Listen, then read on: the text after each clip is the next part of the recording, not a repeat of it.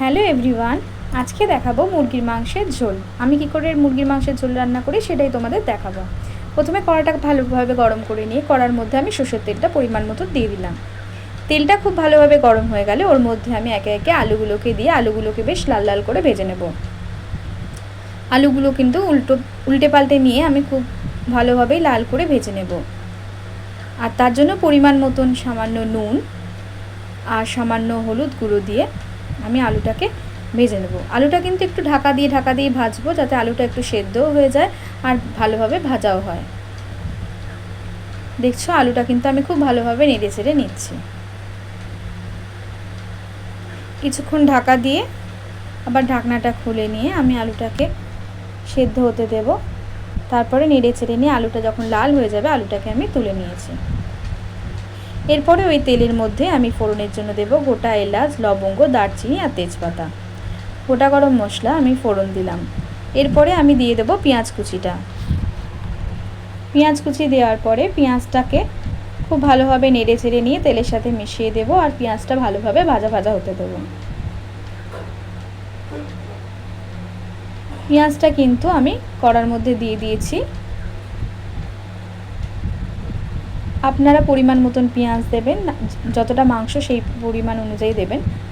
আমি কিন্তু পেঁয়াজ দিয়ে এবারে পেঁয়াজটাকে খুব ভালোভাবে লাল লাল করে ভাজতে দেব। পেঁয়াজটা কিন্তু অনেকটাই ভাজা হয়ে গেছে।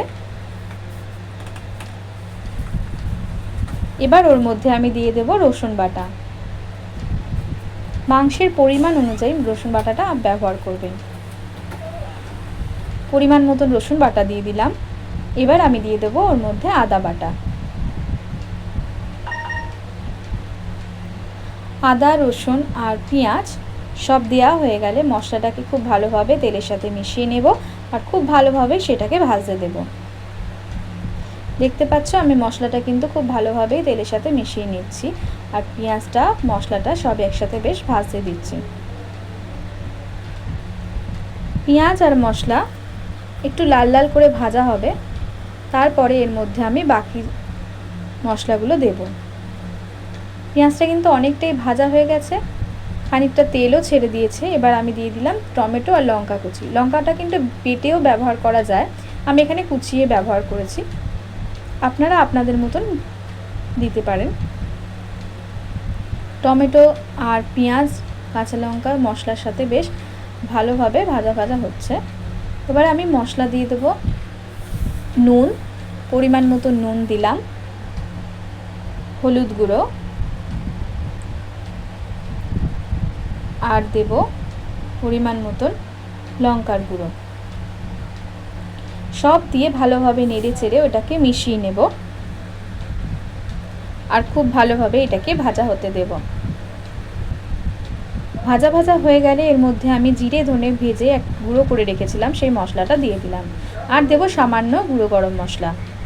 গুঁড়ো গরম মশলাটা কিন্তু এখন আমি ব্যবহার করেছি, আর গুঁড়ো গরম মশলা ব্যবহার করব না সেই জন্য। এরপরে আমি আগে থেকে মাংসটা ধুয়ে জল ঝরিয়ে রেখেছিলাম, সেই ঝুড়িতে সেই মাংসটা আমি কিন্তু মশলার মধ্যে দিয়ে দেব। এবারে মশলার সাথে মাংসটাকে খুব ভালোভাবে মিশিয়ে নেব। মাংসটা কিন্তু খুব ভালোভাবে কষাতে হবে। মাংস আর মশলা ভালোভাবে নেড়ে চেড়ে মিশিয়ে নিয়ে এটাকে আমি বেশ কিছুক্ষণের জন্য গ্যাসটাকে সিম করে দিয়ে ঢেকে রাখবো, যাতে মাংস থেকে জল বেরিয়ে যায়। কিছুক্ষণের জন্য মাংসটাকে এবার আমি ঢেকে দিয়ে রেখে দেব, যাতে জলটা বেরিয়ে যায়। আমি মাংসটা ঢেকে রেখেছিলাম, রাখার পরে দেখুন অনেকটাই জল বেরিয়ে গেছে। এই জলটাই মাংসের সাথে সেদ্ধ হবে। এবার মাংসটাকে খুব ভালোভাবে নেড়ে চেড়ে নিয়ে গ্যাসটাকে বাড়িয়ে দিয়ে এই জলটাকে ভালোভাবে শুকনো হতে দেব।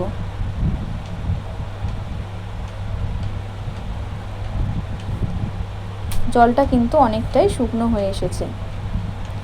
এবার আমি ওর মধ্যে আগে থেকে ভেজে রাখা আলুগুলো দিয়ে দেব। দিয়ে এবার আলু আর মাংসটা আমি একসাথেই কষাবো। জলটা খানিকটা শুকনো হয়ে যাওয়ার পরে কিন্তু আমি আলুটা দিয়েছি।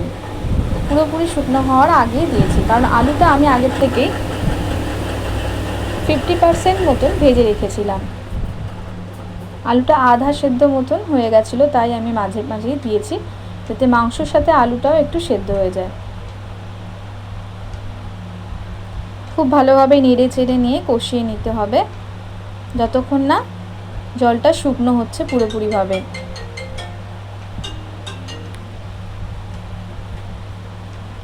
খুব ভালো করে মাংসটা কিন্তু আমি কষিয়ে নিচ্ছি।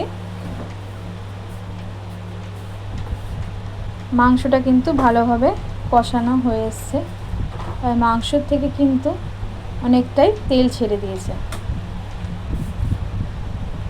মাংসের থেকে তেলটা ছেড়ে দিচ্ছে।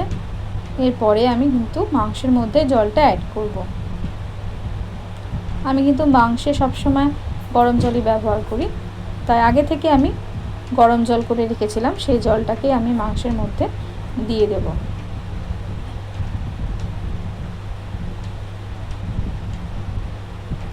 পরিমাণ মতন জল দিয়ে জলের সাথে মাংস ভালোভাবে মিশিয়ে নিয়ে এটাকে আমি খুব ভালোভাবে ফুটতে দেব। 10 মিনিট এটাকে ফুটতে দেবেন। ঝোলটা কিন্তু খুব ভালোভাবেই ফুটে গেছে।